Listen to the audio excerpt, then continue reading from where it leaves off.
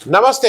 हमारे साप्ताहिक कार्यक्रम प्रोफेसर अभय दुबे के साथ बातचीत में आपका स्वागत है। अभय दुबे साहब, आज हम लोग पॉलिटिकल बात करें। बहुत सी चीजें हैं। अरविंद केजरीवाल साहब की जमानत है, सीजीआई साहब हैं, जम्मू कश्मीर है, हरियाणा इलेक्शन है। बट इन सबसे पहले मुझे लगता है कि एक देश के हिसाब से एक बड़ी क्षति हुई है सीताराम येचुरी के जाने से। क्योंकि जो मैं मेरी ज्यादा मुलाकात नहीं थी, एक दो बार की मुलाकात थी, लास्ट अभी बेंगलोर में मिले थे। लेकिन एक ऐसा व्यक्ति, बहुत सहज, बहुत विनम्र और मतलब मैं एक छोटी बात बता दूं। मैंने उनसे कहा कि आप केवल अंग्रेजी पत्रकारों तक ही सीमित रहते हैं, हिंदी वालों। उन्होंने कहा ये हम लोगों के पार्टी में दिक्कत है, आप मुझे एक दो महीने में मैं इसको दुरुस्त करता हूं। हमने कहा हिंदी वालों के साथ थोड़ी पक्षपात हो जाता है। तो अब वैसे आप तो इस आंदोलन से एक समय कहीं थे, आपका बहुत संबंध था। सीताराम येचुरी सच को, क्योंकि उनको आप हम लोग एक मार्क ऑफ रिस्पेक्ट उनके बारे में जरा आपसे सुनना चाहेंगे। देखिए, सीताराम येचुरी भारतीय वामपंथ की सर्वोच्च हस्ती थे, निर्विवाद रूप से, इसमें कोई शक नहीं। उनके साथ मतभेद हो सकते थे, अन्य किस्म के वामपंथ कई रंग का होता है, अन्य वामपंथियों के मतभेद हो सकते थे, लेकिन यहाँ तक कि उनके साथ तो मैं कहता हूं कि दक्षिण पंथियों के भी निजी संबंध बहुत अच्छे थे। कल के ही एक अंग्रेजी के अखबार में वेंकैया नायडू ने, भारत के पूर्व उपराष्ट्रपति ने, जिन्होंने अपना कैरियर विद्यार्थी परिषद से शुरू किया था और भारतीय जनता पार्टी के सर्वोच्च नेतृत्व तक पहुंचे, उनका एक श्रद्धांजलि लेख सीताराम येचुरी के बारे में प्रकाशित हुआ। तो उसमें वो बताते हैं कि उनकी सीताराम येचुरी के साथ पक्की दोस्ती थी। दोनों में मतभेद जरूर थे, लेकिन लोग नियमित रूप से मिलते थे आपस में और राजनीतिक बातचीत करते थे, निजी विचारों का आदान प्रदान करते थे। आप इससे अंदाजा लगा सकते हैं कि उनका पूरा संबंधों का स्पेक्ट्रम भारतीय राजनीति में किस किस्म का था। अच्छा, दूसरी बात यह है कि एक तो उनका व्यक्तित्व बड़ा आकर्षक था, इसको अंग्रेजी में आप चार्मिंग कहते हैं ना, मतलब बहुत आकर्षक व्यक्तित्व था और कई भाषाओं पर उनका अधिकार था। वो धाराप्रवाह रूप से अंग्रेजी तो बोलते ही थे, तेलुगु उनकी मातृभाषा थी, उसके बाद हिंदी बहुत अच्छी बोलते थे वो, उसके बाद अन्य मलयाली भाषा भी उन्हें आती थी और अन्य भाषाएं भी, कई भाषाएं बोलती थी और कई भाषाओं के ऊपर उनका किसी पे अधिकार था और किसी के साथ कामकाजी पकड़ उन भाषाओं के ऊपर थी। मेरा उनसे पुराना परिचय था और उस परिचय के बारे में मैं थोड़ा सा एक पुराना संस्मरण आपको सुना दूं। ये बहुत पुराने जमाने की बात है, जबकि दिवांग एनडीटीवी में एक दिवांग ने मुकाबला नामक प्रोग्राम शुरू किया था। ये उस वक्त, ये आप समझ लीजिए कम से कम 20 साल पुरानी बात है। तो उस मुकाबला प्रोग्राम में ये उस वक्त की बात है जब देश में बहस चल रही थी कि सोनिया गांधी को विदेशी मूल का होने के नाते प्रधानमंत्री पद मिलना चाहिए या नहीं मिलना चाहिए। उस बहस का विषय ये था, आप समझ लीजिए उस अवधि की बात है। उसी के ऊपर मुकाबला आयोजित किया गया था, उसमें मुझे बोलने के लिए बुलाया गया था, राय देने के लिए, और सीताराम येचुरी भी उसके अंदर थे। तो मैंने तो, जैसी कि मेरी आदत है, मैंने स्पष्ट रूप से अपनी राय रखी कि इस विदेशी मूल का प्रधानमंत्री पद से कोई संबंध नहीं है। जो भारत का नागरिक है, जो भारत में चुनाव लड़ सकता है, वो प्रधानमंत्री क्यों नहीं बन सकता? तो सीधी बात है, जब भारत का कानूनी रूप से, संवैधानिक रूप से नागरिक है, तो एक नागरिक के सारे अधिकार हैं। ये जो भारतीय जनता पार्टी, सुषमा स्वराज इस वक्त बहुत ज्यादा बोल रही थी इसके खिलाफ, तो मैंने स्पष्ट रूप से कहा। बाकी लोग थोड़ा सा हीला हवाला करके बोल रहे थे, जो उसके समर्थक भी थे वो भी बहुत सारा किंतु परंतु कर रहे थे। जब कार्यक्रम हो चुका तो सीताराम मेरे पास आए और उन्होंने मुंह में एक सिगरेट दबाई और उन्होंने कहा कि आप बिल्कुल साफ बोले और अपनी बात आपने मजबूती से रखी, ये एक बहुत अच्छी बात है। उसके बाद से फिर हम लोग विभिन्न मंचों पर हम लोगों की मुलाकात हुई, इंटरेक्शन हुआ। दूसरी बात यह है कि सीताराम येचुरी को उनकी रीडिंग ये थी भारतीय राजनीति की कि यहां बिना गठजोड़ के कुछ हो नहीं सकता, गठजोड़ चाहिए ही चाहिए, गठजोड़। तो इसलिए वो गठजोड़ बनाने की कला में महारत हासिल की और इसी तरह की उनकी शख्सियत थी। मार्क्सवादी होने के बावजूद भी जो एक मार्क्सवादियों में एक तरह की जो कड़ाई, सख्ती पाई जाती है विचारधारा को लेके, वो सब नहीं था उनके अंदर।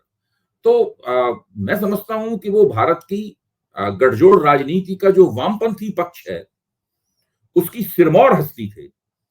बहुत ही उनका आकर्षक व्यक्तित्व था और उनकी कमी जो खलेगी उसकी कोई सीमा नहीं है।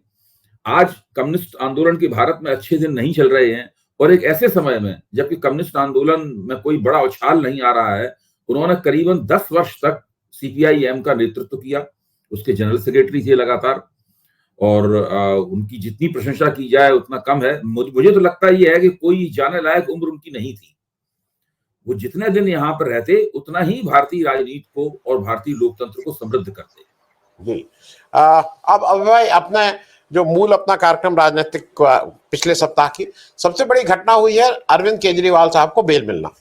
मैं उसको 3 हिस्सों में आपसे अलग अलग बात करूंगा। पहला उसका जो मामला है वो जुडिशरी का है और उनकी लीगैलिटी का है, दूसरा पॉलिटिकल है और तीसरा उसका आफ्टर इफेक्ट्स क्या होने जा रहा है इंडिया गठबंधन पे।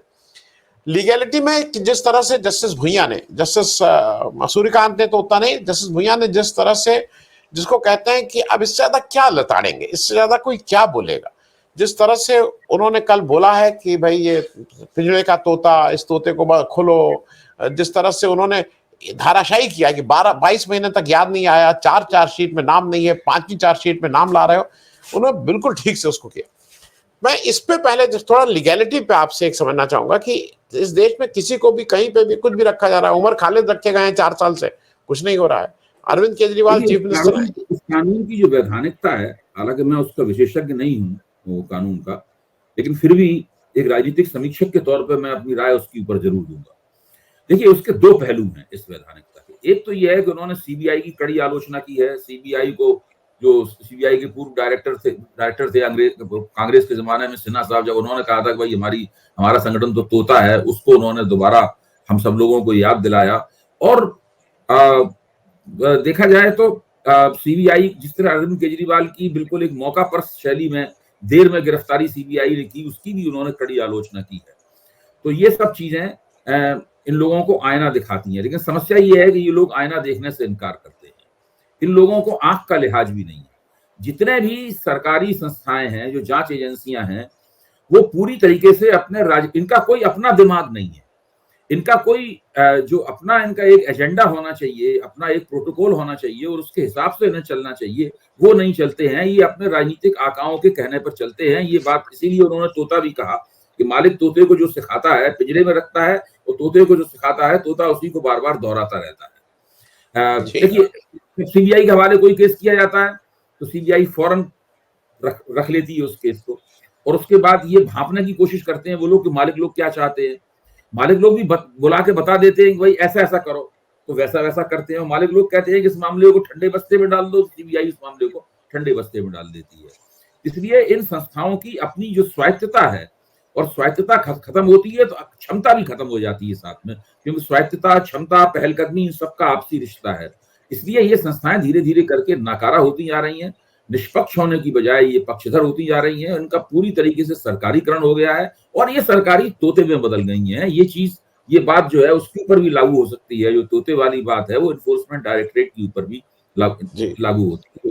तो लेकिन इस लीगलिटी का एक दूसरा पक्ष भी है। मैं ये नहीं समझ पाया हूं कि ये आप जब अरविंद केजरीवाल जैसे व्यक्ति को जब आप जमानत देते हैं, आप मान रहे हैं कि जमानत पाना उनका अधिकार है और आपने जमानत दी भी, इसलिए आप हाई कोर्ट से लेकर निचली अदालतों की आलोचना भी कर रहे हैं। लेकिन ये बाद में बंदिशें क्यों लगाई जाती हैं कि आप फलानी फाइल पे इसलिए साइन नहीं करेंगे, आप दफ्तर में नहीं जाएंगे, आप ये नहीं करेंगे, वो इसका भाई एक बंदिश, ये तो स्वाभाविक है कि आप गवाहों को प्रभावित नहीं करेंगे, आप इस मुकदमे के ऊपर कोई टीका टिप्पणी नहीं करेंगे, ये तो बात समझ में आती है, ये इस केस से संबंधित है। लेकिन मुख्यमंत्री के तौर पर या तो आप उनको कह दीजिए कि आप मुख्यमंत्री नहीं रह सकते, या आप साफ कह दीजिए कि और कोई कानूनी धारा और कोई संविधान का प्रावधान खोज के लाइए कि आप मुख्यमंत्री नहीं रह सकते, तो बात समझ में आती है। लेकिन आप मुख्यमंत्री भी रह सकते हैं, आप जमानत पाने के भी अधिकारी हैं, और एक पॉलिटिकल लीडर के तौर पे आप चुनाव भी लड़ा सकते हैं, चुनाव की कैंपेन भी कर सकते हैं। लेकिन फाइल पे दस्तखत करने के मामले में और दफ्तर जाने के मामले में आपने 2 बंदिशें लगा दी, 2-3 बंदिशें उन पे लगा दी। जब आपने उनको चुनाव प्रचार के लिए छोड़ा था, उस वक्त इन बंदिशों का एक तर्क था कि आपने मुख्यमंत्री के तौर पर आपको सक्रिय रहने के लिए नहीं भेजा गया है, आपको चुनाव प्रचार के लिए बाहर निकाला गया है अल्पकालीन तौर पर। लेकिन ये जमानत तो नियमित जमानत है ना, ये जमानत तो उस वक्त तक चलेगी जब तक के इस केस में फैसले में वो दोषी नहीं करार दे दिए जाते। अब भाई मैं सिर्फ एक चीज जोड़ दूं, रेगुलर बेल है और उसमें कहा यह गया है जो फाइल लेफ्टिनेंट गवर्नर को जानी है, मतलब उनकी जिसमें अप्रूवल है उसमें आप दस्तखत करेंगे। तो आप तो लेफ्टिनेंट भाई, अगर आप या तो कर सकते हैं या नहीं कर सकते हैं, मतलब बंदिश या तो लगेगी या नहीं लगेगी, लेफ्टिनेंट गवर्नर को जाना है। ये तो साफ साफ कैसे हो रहा है मालूम नहीं भाई, हाँ, नहीं, इसमें एक पहलू है कि दिल्ली सरकार की बहुत सी फाइलें, मेरा मानना यह है कि तीन मंत्रालय की फाइलों को छोड़कर जो दिल्ली सरकार के अधीन है, बाकी सारी फाइलें दस्तखत मुख्यमंत्री के दस्तखत या संबंधित मंत्री के दस्तखत के बाद में उपराज्यपाल के पास जाती है। तो उन फाइलों की मात्रा बहुत है। इसका मतलब है कि उन सारी फाइलों पर तो आप दस्तखत करने के लिए स्वतंत्र हैं, लेकिन जो दिल्ली सरकार के अधीन मंत्रालय हैं, पूरी तरह दिल्ली सरकार के क्षेत्राधिकार में आते हैं, उसमें आते हैं, वहां पे आप जो है वो आप दस्तखत नहीं कर सकते। तो ये सब जो किया है उन्होंने, मैं उनकी नेक नियति पर वो कोई सवाल नहीं उठा रहा हूं, मैं ये बता रहा हूं कि ये सब क्या है। मुझे लगता है कि ये एक तरह की व्यर्थ की पेशबंदी है। जी जी इसमें आप ये भी बताते हैं कि ये भी बताना चाहते हैं कि हमने कुछ दूसरे पक्ष का भी ध्यान रखा है वगैरह, इस प्रकार की मुझे ज्यादा बात लगती है। जी। और मैं और जहां पे उन्होंने जो फाइलें रोकी हैं वो दिल्ली मॉडल की शिक्षा और स्वास्थ्य वाली ही रुकेंगी। फाइलें रुकेंगी जहां पे वो अफेक्टेड होते हैं, शिक्षा और स्वास्थ्य, तो वो भी कहीं ना कहीं पॉलिटिकली इनको हिट करेगा। अब पॉलिटिकल बात ये कर लें, चूंकि अरविंद केजरीवाल साहब दिल्ली के मुख्यमंत्री हैं और वहां पे चाहे एक्टिविस्ट हो, चाहे जर्नलिस्ट हो, चाहे जनरल लोग हो, उनका ओपिनियन बहुत ही स्ट्रांग ओपिनियन है। कुछ लोगों का कहना है कि भाई आप अलग अलग आरोप लग रहे हैं। कुछ लोग ये भी मान रहे हैं कि ये बीजेपी के इशारे पे ये सारा कुछ हुआ, पहले ऑर्डर रिजर्व कर लिया गया, फिर इनसे डील हुई और इसीलिए इंडिया गठबंधन में उनकी मतलब गठबंधन नहीं हो पाया, और जब वो गठबंधन टूट के इन्होंने कह दिया तब इनको देखिए छोड़ा गया और अब ये 90 सीट पे लड़ रहे हैं। दूसरा यह है कि भाई ये एक पार्टी है जो, अच्छा, एक इस पक्ष में लोग ये भी कह रहे हैं कि भाई पिछली बार इनके 46 कैंडिडेट्स को केवल 0.5% वोट मिले थे।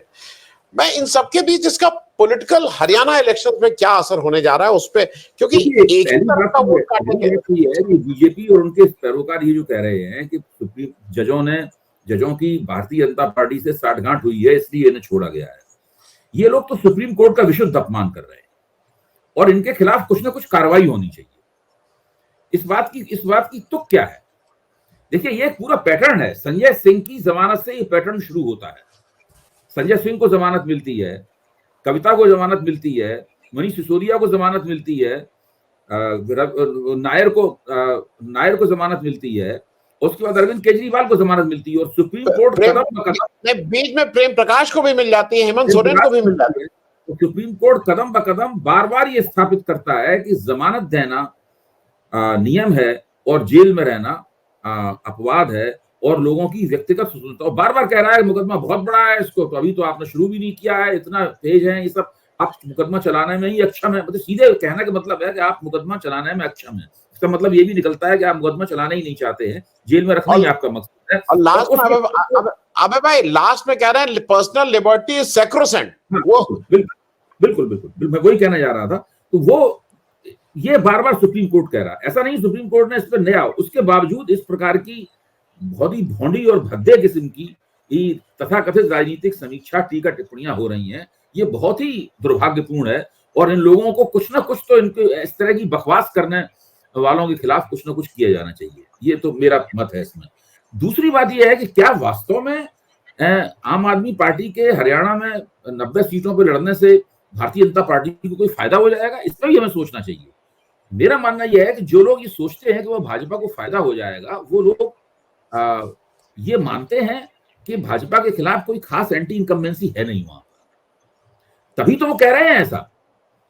देखिए, अगर जिस सरकार के खिलाफ ज्यादा एंटी इनकम्बेंसी होती है, वहां जनता उस सरकार को हटाने के लिए वोट करती है। वो उस उम्मीदवार की तलाश करती है जो उस पार्टी के उम्मीदवार को हरा सके। वो उम्मीदवार कांग्रेस का हो सकता है, वो उम्मीदवार आम आदमी पार्टी का हो सकता है बीएसपी का उम्मीदवार हो सकता है चंद्रशेखर रावण की पार्टी का उम्मीदवार हो सकता है आईएनएलडी का उम्मीदवार हो सकता है दुष्यंत जेजेपी का उम्मीदवार हो। स्वाभाविक रूप से ज्यादातर ऐसे उम्मीदवार 95% से ज्यादा उम्मीदवार कांग्रेस के होंगे जो भाजपा को हरा सकते हैं। लेकिन 3, 4, 5 सीटों पर कहीं ऐसा भी हो सकता है कि एक गैर कांग्रेसी उम्मीदवार मुख्य टक्कर में हो, अपनी निजी खूबियों के कारण, जनता में अपनी लोकप्रियता के कारण, या उसके साथ अन्याय किया है पार्टी ने, बगावती भी हो, तब भी वो हो सकता है। तो फिर वहां सारे वोट उसको मिलेंगे, जो एंटी इनकम्बेंसी वाले वोट उसको मिलेंगे। ये मानना कि एंटी इनकम्बेंसी की वजह से एंटी इनकम्बेंसी का वोट बढ़ जाएगा, ये एंटी इनकम्बेंसी की मात्रा पर निर्भर करता है। अगर एंटी इनकम्बेंसी कमजोर है, नर्म है, यूं ही 10 साल में जो नाराजगी जमा हो जाती है उस प्रकार की है, तब ये छोटी छोटी वोट कटवा पार्टियां जो होती हैं वो ज्यादा वोट ले जाती हैं।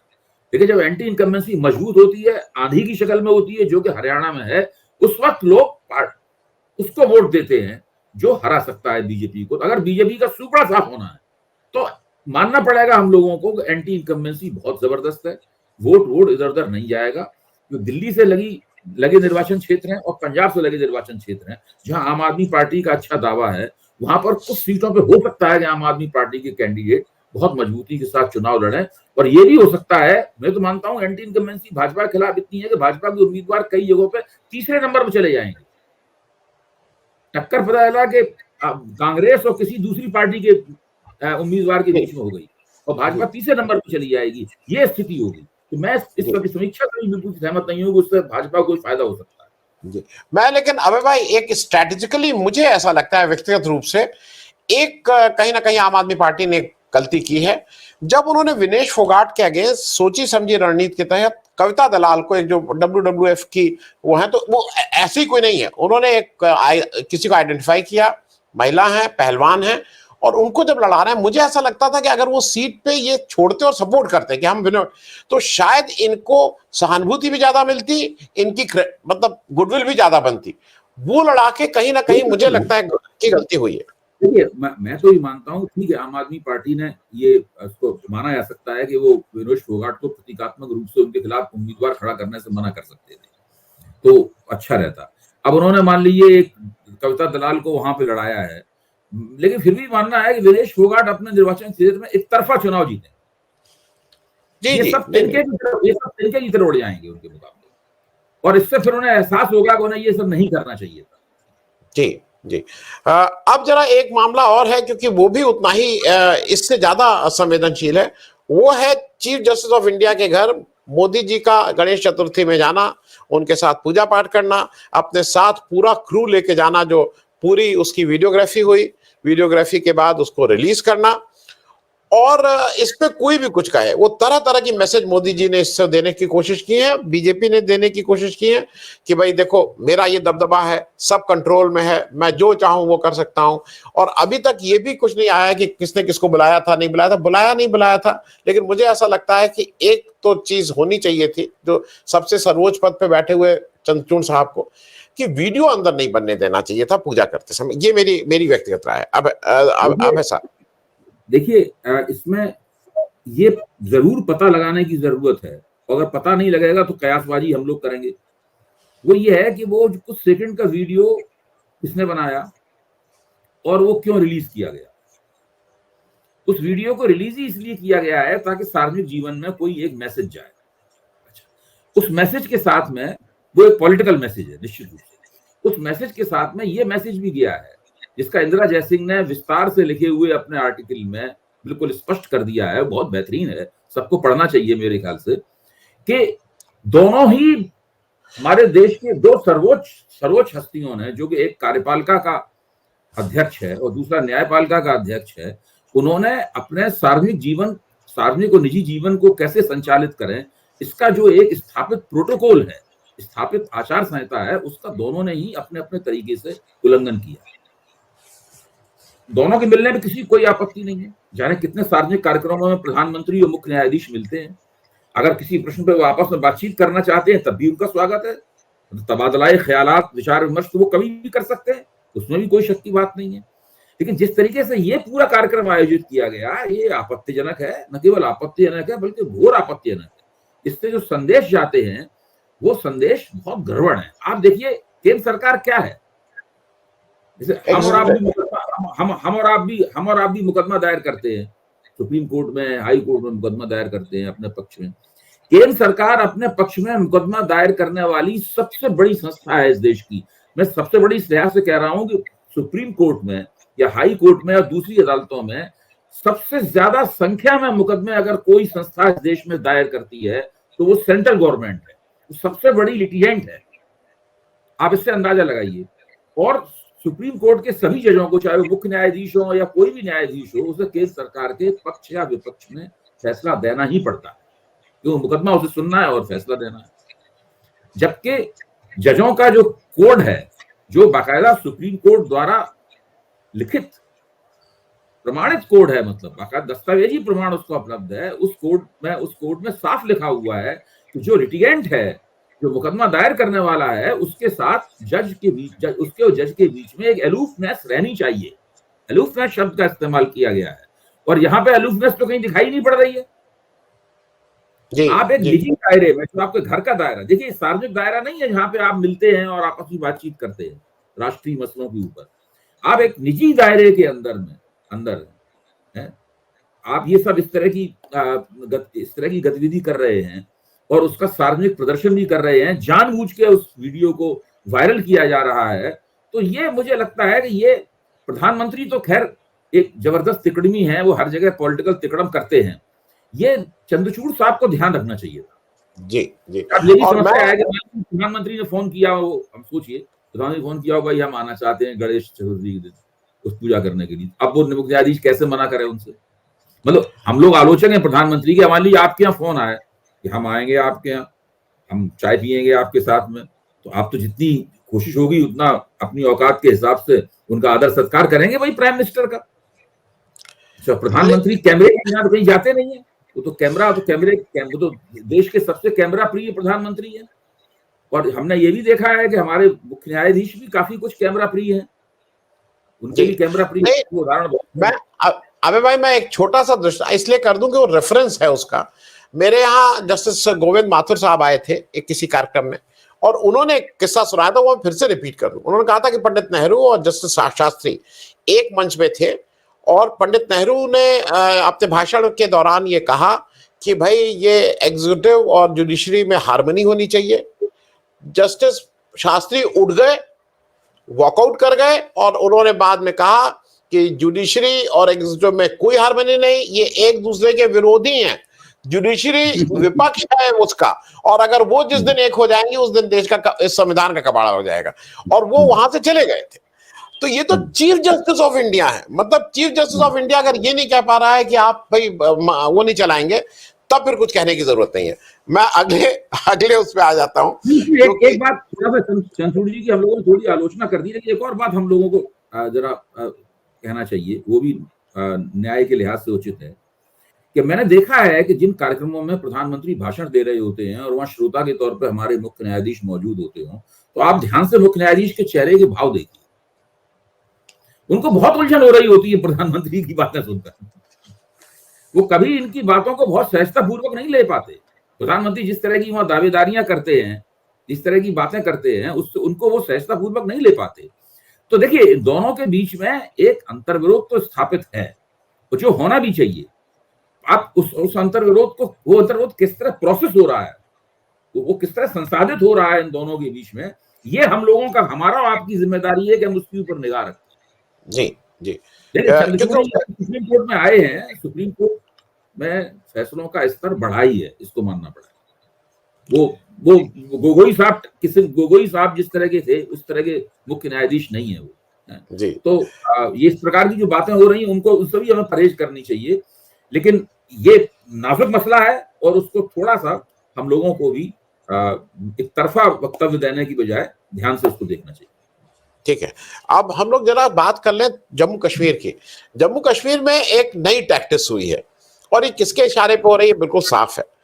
जम्मू कश्मीर में Republican party of India Athawale, वो मुंबई से जाके लड़ रही है। आरएलडी हरियाणा नहीं जा पा रही है, वो पहुंच गई है कश्मीर। हमारे जयंत चौधरी जी कह रहे हैं वहां बहुत बढ़िया हमारा हवा है। वहां पे लोक जनशक्ति पार्टी हमारे बिहार से जाके वो वहां चुनाव लड़ रही है। और इस तरह की अच्छा, एक और चीज थी, गुलाम नबी आजाद साहब, जो मैंने पिछली बार भी शायद आपके यहाँ कहा था, गुलाम नबी आजाद साहब पहले बीमार थे, अब एकदम से वो भी खड़े हो गए। लेकिन इन सबके बीच में नेशनल कॉन्फ्रेंस और कांग्रेस, नेशनल कॉन्फ्रेंस और कांग्रेस मिलके अपना रास्ता बिल्कुल ठीक से चल रहे हैं। 51 सीट और 32 सीट, 5 सीट पे फ्रेंडली कंटेस्ट, एक पे पैंथर्स पार्टी, एक पे कम्युनिस्ट पार्टी। इस संदर्भ में क्या आपको अभी लगता है कि ये जो पार्टीज गई हैं, ये कोई ऐसा डैमेज कर पाएंगे कि चुनाव प्रभावित हो जाए, या ये ऐसे ही गई है? ये योजना पहले से चल रही थी। मैंने, आपको ध्यान होगा, पब्लिक इंडिया के मंच पे इसकी तरफ इशारा भी किया था। मैंने ये कहा था कि भारतीय जनता पार्टी जो घाटी में बहुत कमजोर है और वो कुछ भी जीतने की स्थिति में नहीं है, धोखे धड़ाके से भी कोई एक सीट नहीं जीत सकती वहां पर, इसलिए वहां बहुत सारे प्रॉक्सी और डमी कैंडिडेट्स को वो लाएगी, उन सबको फंडिंग की जाएगी उनकी, ताकि वो ठीक से चुनाव लड़ें और पूरे चुनाव के पैटर्न में कुछ उसको डिस्टेबलाइज कर सकें, कुछ उसके अंदर गड़बड़ी कर सकें। इसकी योजना पहले से चल रही है और इसमें वहां का प्रशासन वगैरह भी शामिल है, बिना नाम लिए कह रहा हूं, वो सब लोग उसमें शामिल हैं। एक मिली जुली साजिश है और इस साजिश का क्या भारतीय जनता पार्टी तो मानती है कि इसके जरिए वो बड़े बढ़िया परिणाम निकाल लेगी। तो बजाय इसके कि केवल निर्दलीय उम्मीदवार लड़ाए जाते वहां पर या कोई प्रॉक्सी पार्टी फ्लोट की जाती है, उसके बजाय ये पार्टियां जो हैं इधर वाली, इन पार्टियों को वहां पर ले जाकर उनके जरिए उम्मीदवार लड़ाए जा रहे हैं, ऐसा मुझे लगता है। जहां तक इंजीनियर रशीद की पार्टी का सवाल है, उसके ऊपर इल्जाम है कि ये जो भारत की खुफिया एजेंसियां हैं उनका बढ़ाया हुआ बंदा है, उसका प्रोत्साहित किया हुआ बंदा है। लेकिन अब इंजीनियर रशीद की पार्टी वैसी नहीं रही। एक जमाने में ये बात सही थी और मैं भी इस बात को मानता था। मैंने कश्मीर के ऊपर एक लंबी रिपोर्ट लिखी थी 30 पेज की, उसमें उसका जिक्र भी किया था, लेकिन आज वो स्थिति नहीं रह गई है। दूसरे, इंजीनियर रशीद की जेल से निकलने के बाद जो पहली रैली हुई है वहां पर बारामूला में, वो रैली बहुत प्रभावी नहीं हुई। आते उस रैली में जितने अभी बारामूला से उन्होंने जेल में रहकर उमर अब्दुल्ला को हरा दिया, बहुत बड़ी जीत थी, लेकिन वो रैली प्रभावी नहीं हुई, उसमें लोग ज्यादा नहीं आए। इसका मतलब ये है कि वहां पर जो राजनीतिक शक्तियों का संतुलन है उसको वोटर समझ गया है, और वो जब इंजीनियर रशीद को भाव नहीं दे रहा है इतना, तो फिर इन पार्टियों को क्या भाव देगा जो कि हरियाणा की हैं और जो पश्चिमी उत्तर प्रदेश की पार्टियां हैं, इन पार्टियों को क्या भाव देगा? कोई भाव नहीं देगा। जी, मैं एक चलते चलते अंत में इसके बिना वो नहीं होगा। राहुल गांधी यूएसए जाते हैं अपनी विजिट करके, प्रेस कॉन्फ्रेंस करके, यूनिवर्सिटी में संबोधन करके, वो वहां के सांसदों से मिलते हैं।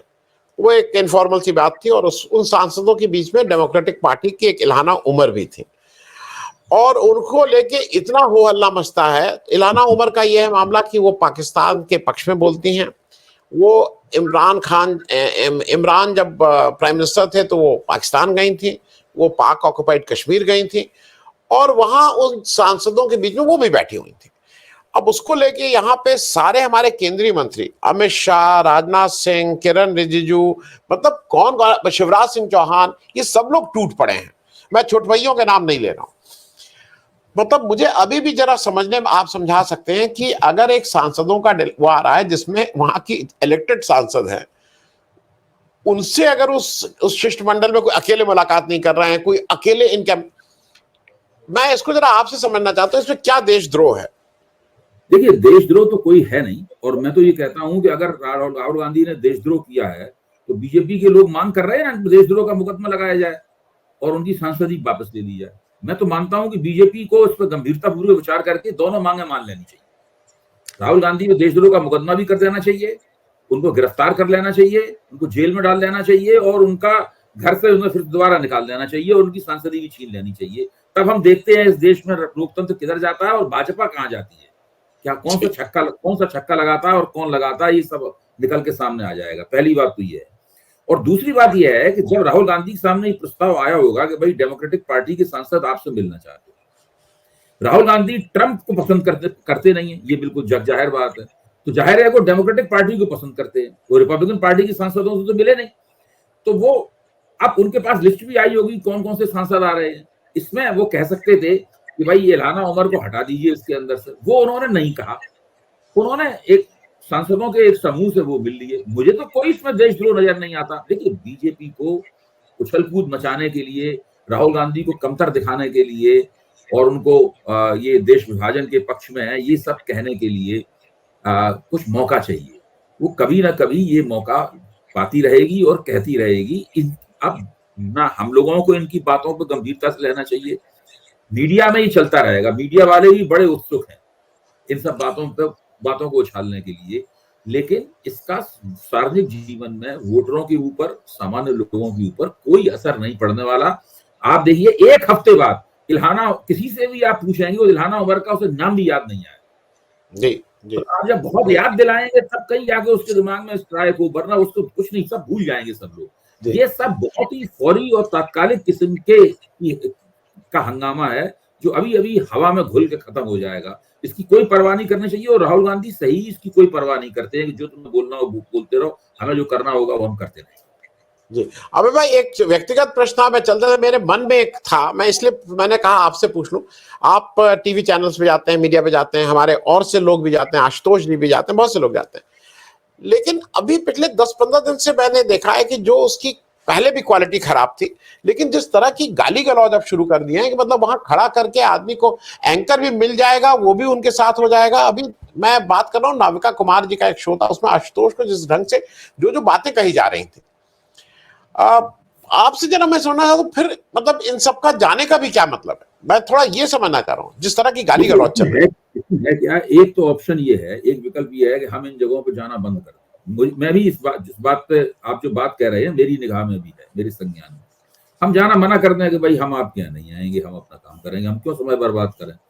फिर इसमें ये क्या है कि बिल्कुल मैदान हम खाली छोड़ देंगे उनके लिए, फिर वो जो मन में आए करेंगे। वो भी एक मीडिया है, बहुत लोगों तक उसकी पहुंच है, और बड़ा देश का महत्वपूर्ण मीडिया है। एक तो इसलिए मैं चाहता हूं कि दिक्कतों के बावजूद भी आशुतोष जैसे लोग, मेरे जैसे लोग, शीतल जैसे लोग और इस तरह के लोग जो हैं इन कार्यक्रमों में जाते रहें। पहली राय है। दूसरा ये है कि भारतीय जनता पार्टी के प्रवक्ता और उनके पैरोकार जब आक्रामक रवैया अपनाए तो उनका बहुत ही कड़ा विरोध होना चाहिए। अभी मैं 2 दिन पहले मैंने बहुत किया, वो भाजपा के प्रवक्ता है के शर्मा, वो हर आदमी कह रहे थे मुझे आपकी बात पे हंसने का मन हो रहा है, आपका दिवालियापन जाहिर है, इस प्रकार की बात कर रहे थे।